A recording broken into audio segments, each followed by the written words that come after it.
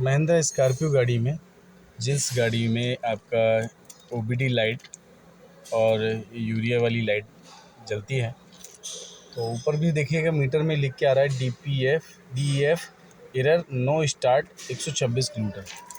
तो ऐसा लिख के आए तो आपको ये देखना है कि ऐसा तो नहीं है यूरिया वाला जो पाइप है आपका, हो सकता है वो डैमेज है, जिस वजह से वो यूरिया नहीं पहुंच रहा है।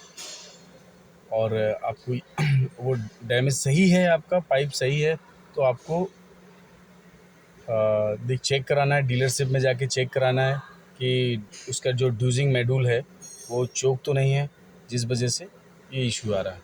तो आपको मैं दिखाता हूँ ड्यूजिंग मॉड्यूल जैसे इस गाड़ी में चेंज हो रहा है।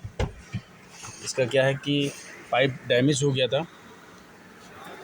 मैं आपको दिखाता हूँ।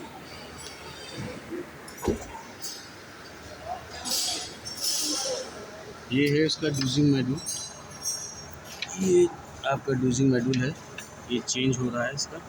और इसका ये ओल्ड वाला इसमें चोक हो गया था, तो ये ओल्ड वाला आपका ये है, पुराना वाला ये है, नया वाला चेंज हो गया है। अब इसके बाद हम चला के देखेंगे और लाइट चली जाएगी।